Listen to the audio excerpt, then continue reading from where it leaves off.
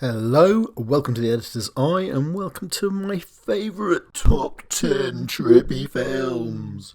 Okay, some explanations. I want to try and make this list without spoilers. I am your father.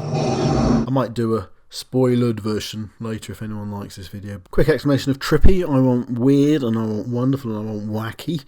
And I want multi-dimensional. I mean, lots of worlds. On the other hand, I'm an editor, and I want story, I want characters, I want humour, I want things that make sense in the world that doesn't make sense, if that makes sense. Which means, I'm afraid, no Horrorowski films with random religious imagery and people with no limbs. And I'm rather proud of the fact that I think only one dwarf has been used in the making of this list. Everyone will go, whoa, whoa, whoa, it must be a fucking dream, there's a fucking dwarf in it! Exactly, so straight on, number 10. Dark City. Now, here's a film it's a great film. It's nearly absolutely brilliant. It doesn't quite hang together somehow, but you can't fault a lot of things in its design, especially. It just looks a treat. It's great. And, can I just say, amplify my point that you don't need dwarfs to make strange, weird, interesting films, when you can use children instead. Honorary Mansion goes to The Matrix, a really beautifully made film, apart from a shootout sequence that made me feel ill in the cinema when I first saw it, I have to say. Strangely disappointing trilogy, The Matrix trilogy. I remember hearing at the time gossip that it was 2 films that had been stretched into the 3 by the success of the first film, but nonetheless this is a real corker of a debut film. Number 9 comes the deliciously confusing Memento, Christopher Nolan's first film, and dare I say it, best film? Certainly one of his best films. I'm a Christopher Nolan fan, don't get me wrong. I always like his films and enjoy the big vision and everything. But I sometimes, this is an editor's perspective, wonder if they suffer, and this happens with quite a few of the big name directors, from a kind of form of giganticism where everything has to sort of be bigger and larger each time and seek greater vision. And you sometimes sort of lose track of the actual real important things in a film, which is the character and the stories and how they're working. And that doesn't happen with Memento, which is a concise, clear, confusing film with interesting characters that are confusing you and you're intrigued by. Yes, it totally works. Another great debut film, and not the last debut film to make this list. Inception gets my honorary mention. It's one of those films, it's an excellent film. I loved it the first time I saw it, but just didn't work quite so well the second time, and that would reinforce my Christopher Nolan sniping. It's like things don't need to look really, really weird in a film to be really, really weird. And proving that point perfectly comes at number 8, Primer. A film I've seen this film 3 times and I still don't know what is going on, but it's just a really film that's based in basic, everyday, day-to-day pens, shirts, work shirts, bin bags, tape, cakes. It's just excellent. It's really freaky and yet not freaky. I highly recommend it. Honorary place to similar sort of film, Coherence. I think you can bet this one on Netflix. No, not Netflix, Amazon. It's a good character-driven one. It's weird, but it's got good characters and a sense of wanting to find them out. So yeah, a good honorary mention there.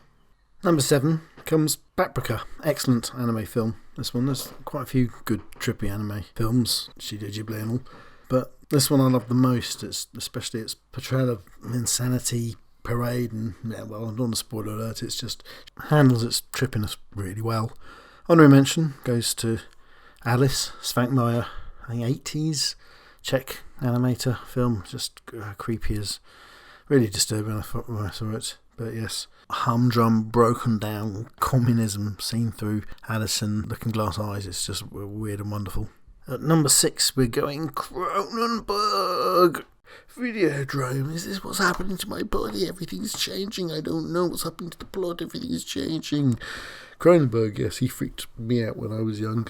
Let me say, on a binge rewatch of him, the best of the bunch that stands out is Videodrome. Great casting, James Wood, suitably seedy, and yeah, it's a bizarre plot that's just intriguing, and it's just a great film. Excellent film. Honorary mention goes to Existence. It used to be my absolute favourite Cronenberg. It's aged not quite so well, but it's still worth a watch. Freaking great. Number 5 comes Adaptation. I love this film. I've got to say I'd put it higher, but it's maybe just not quite trippy enough, but it is quite trippy and it's funny as anything, and it's just, yeah, beautiful and well played. Great team involved, director Spike Jonze, scriptwriter Charlie Kaufman. Nicolas Cage also brilliant in it. There's just so much that's good about this film. Honorary mention has to go to being John Malkovich. Same team, really. Something about the film, a bit dark, maybe, just not in tone. I think the tone's excellent in this, but just there's something about the way it's shot. This film, I always felt I didn't quite see things properly in it. But apart from that, it's excellent. It's a great debut film. At number 4, we have Scanner Darkly, which is just best Philip K. Dick I've seen in film. I'm a big Philip K. Dick fan, and he is very trippy, but he's never really quite survived in film. So hats off to Scanner Darkly, which is really kind of does get over Philip K. Dick. Hats off to a great cast too. Robert Downey Jr., almost never better, and also Woody Harrelson. And of course Keanu Reeves. Mr. Matrix, suitably blank. The rotoscoping, that's the film technique which was big in that early 2000s, I think it was. But a cartooning style, digitally it laid over an image, an actual film image. It just works brilliantly here.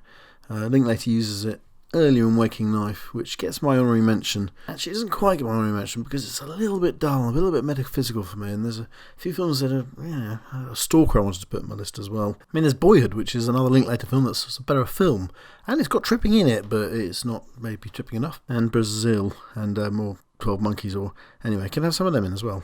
At number 3 comes the superb, beautiful Mulholland Drive, David Lynch's Mulholland Drive. It's meditation on Hollywood, I don't really know. I mean, that's the point of the film.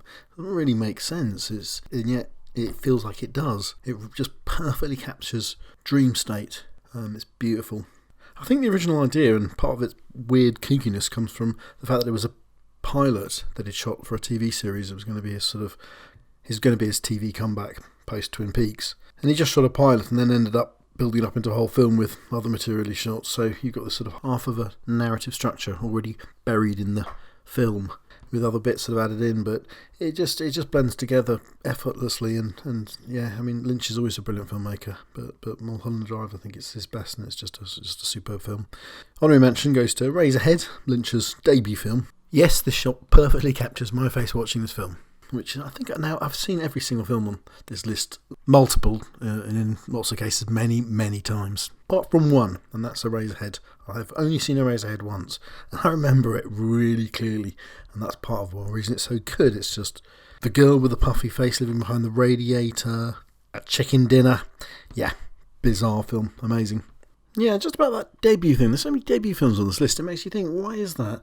Is it that first-time directors are more willing to take risks at things, and the people that finance those films are willing to take risks, or is it that they just have less idea what they're actually doing, so things come out weirder? Who knows? But anyway, meaning at number 2, exciting, comes one of my absolute all-time favourite films, Truman Show. You may say it's not weird and trippy enough, but I say it is. It's metaphysical. Great film, great story, great characters, just everything great about it. Peter Weir's the director's done a great job on this. It's just a really, really beautiful film. Highly, highly, highly recommend. And at number 1 comes The Ultimate Trip, 2001. In fact, I think the film 2001 was actually marketed, as The Ultimate Trip. I think this was 1969. Not only as moon landings and spacemen top of the agenda, it's tripping as well. Acid's become much more widely available as a drug. So yeah, the zeitgeist was just perfectly right to allow Kubrick to make this beautiful masterpiece. And trippy and weird and wonderful, and experience it in all states, by all means, I recommend. But as of all films on this list, this film works straight as well. It's a film symphony, a kind of Nietzschean parable, it's just technical wizardry. I could really go on about this film a lot, and I won't, because I'm only going to have 12 viewers, and what's the point? I mean, so if you really want me to, let me know. Otherwise, enough to say, that's my top 10 trippy films. Editor's Eye out.